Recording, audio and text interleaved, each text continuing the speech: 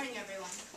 We are here today to discuss a controversy which has fundamentally divided Americans since our country's birth.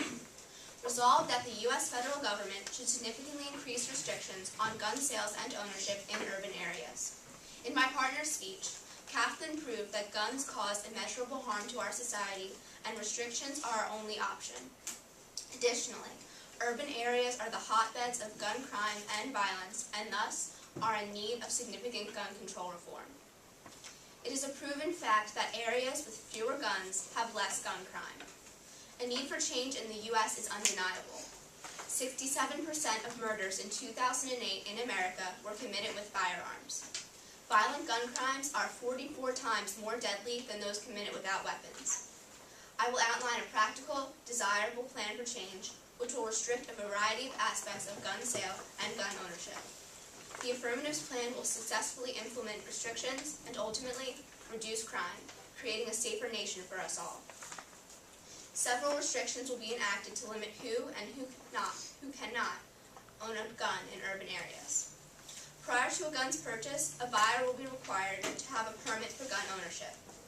An owner will also need a separate permit to carry a concealed weapon. Through the testimony of veteran police officer Mr. Moriarty, Catherine has already showed the need for permit detectives to conduct thorough background checks of those attempting to purchase a gun. Under our plan, such detectives will be reinstated in urban areas, which will both create jobs and reduce the amount of undeserving, suspicious gun owners. In order to receive a gun permit, purchasers will have to pass this background check and a mental competency test. Both of these tests will be paid for by the potential gun owner and not by the government. If individuals are found to be felons, mentally incompetent, or under protection from abuse orders, they will not be sold a gun. In order to purchase a gun, buyers will in addition have to undergo 4 hours of classroom training on gun safety and leg information. A final restriction on gun sales will be on the number of weapons a person can own. In order to reduce violent crime, accidental shootings, and illegal gun sale, no one will be allowed to own more than 5 firearms. For all of these proposed reforms, a precedent has been set by various cities and nations. Japan has exceptionally strict gun permit requirements and consequently little gun crime. Mental health exams and safety training are both part of this process in Japan. In Tokyo, per 1 million citizens, 40 muggings occur annually. In New York City, this number is 11,000. America's handgun murder rate is 200 times higher than Japan's. Therefore, Japan's measures are effective.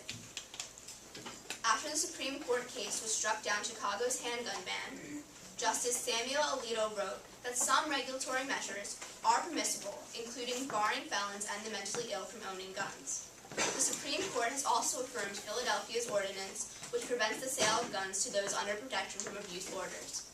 Thus, if you have committed an act of abuse and someone is being provided protection from you, you will not be allowed to own a gun as said abuser. Mental competency tests and stricter background checks would help prevent atrocities like the horrific shooting in Tucson, Arizona earlier this year. After passing an instant background check, Jarrett Launer bought a Glock 19 semi-automatic weapon.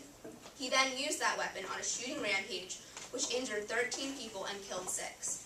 In Arizona, gun owners can carry a concealed weapon without a separate permit. With gun laws among the loosest in the nation, it is tragic, though not surprising, that mentally unstable Launer was able to easily procure a handgun in Arizona. The Affirmatives Plan will help prevent such disaster in the future with mental health tests and stricter purchasing requirements. Gun owners in Arizona are also permitted to carry their weapons on public property such as schools or the state capitol building. Under the Affirmatives Plan, this will no longer be permissible. Guns will not be allowed in public areas like stores, restaurants, or college campuses. Another restriction on gun owners will be a measure proposed in Chicago. In order to transport a gun in urban areas, owners will first have to break down and unload the gun, making it less readily accessible. This will make aggravated gun assaults less easy to execute. A final, vital element of the plan is the inclusion of the provision that all gun owners must report a lost or stolen gun within 24 hours or face a $500 fine. This law has been proposed in Pittsburgh and Philadelphia, as well as a variety of other urban areas. Heavily supported by organizations like Ceasefire PA, it prevents straw purchasing, or the act of selling legally purchased guns to criminals. Police often trace guns at crime scenes to legal owners who claim the gun was lost or stolen. The negative may argue that our plan is impractical to enact. However, with tough police patrol and harsh punishments for illegal gun ownership, our plan will be successful. Guns are extremely volatile. They kill and, when unrestricted, unleash immeasurable harm. Restrictions are necessary and can be practically and desirably enacted under our plan for much-needed change. Thank you. Vote of President.